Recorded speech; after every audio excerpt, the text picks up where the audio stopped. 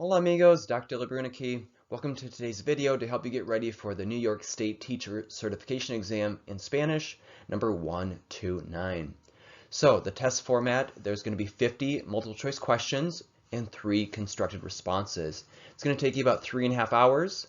You're looking for a passing score of 520, and it's going to cost you $134. All right, vamos a empezar.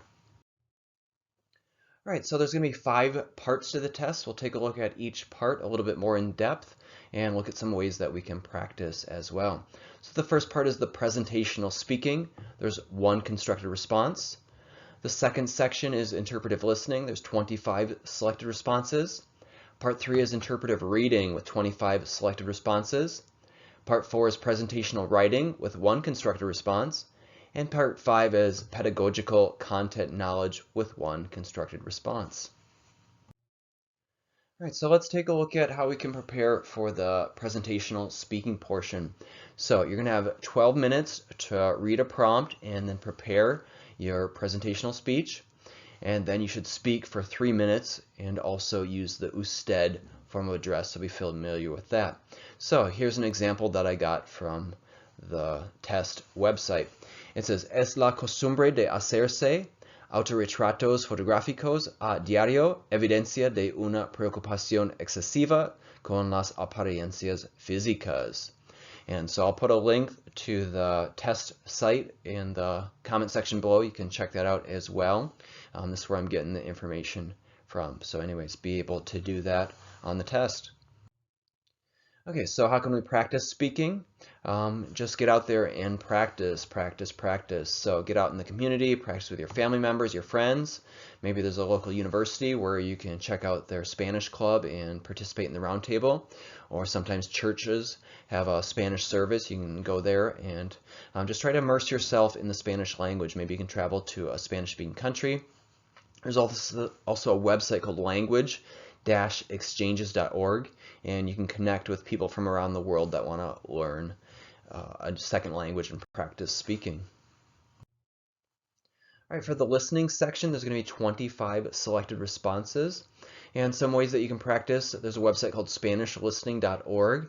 There's speakers from around the Spanish-speaking world that answer questions from a prompt, and they speak for 30 seconds to 60 seconds on a variety of topics. So give that a try. If you're going to watch a movie, why not set it on the Spanish audio or subtitle setting? Check out news, weather, and radio. You can even do that through the internet. And then also I like to listen to music in Spanish, and that's great for listening. All right, and for the reading, pretty similar. There's going to be 25 selected responses based on reading selections. Some ways that you can get out there and practice: go to your library, check out books or even children's books in Spanish. And at the site nationalspanishexam.org, I'll put a link in the comment section below. You can practice listening, reading, vocabulary, grammar at this site. elpais.com is a newspaper that comes from Spain, so practice reading there. Or see if you can find some magazines in Spanish like People and Español. They've got short articles similar to what you're going to see on the test. And I also like to look at the advertisements. They've got a picture with a catchy slogan to accompany them. Up next is the writing, and it should be in the presentational mode of communication. They're looking for a 3 to 5 paragraph essay.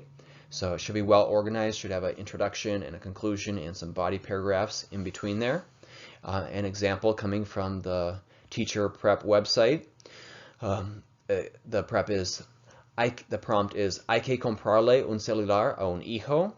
Okay, so you need to think about what your opinion would be, and it's going to be graded on appropriateness, support, organization, grammar, and vocabulary. So again, you want to get organized with an outline, introduction, body paragraph or paragraphs, and a conclusion, and think of some examples to support your opinion. Okay, so the next portion is talking about pedagogical knowledge, and I have a video that's a lot more in depth on that. It's about 26 minutes. It's for teachers that are taking the World Languages Pedagogy Praxis exam, and this section this video prepares students to understand that information a lot better. So maybe you want to check that out and put a link to this in the description section.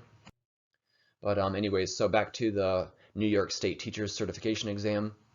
On this section, they want you to basically come up with a lesson plan and explain your thoughts and stuff like that. So they're going to give you a standard that they want you to work with and an exhibit. And so the standard might be second language communication, and the exhibit example might be a menu in the second language. And then they're going to give you a grade that they're going to be working with. And then think about the New York State checkpoint. Is it A, B, or C? And then you need to come up with a learning goal that you're going to use from this exhibit, and also a rationale. You need to explain what you're doing with this lesson planning, with this unit plan.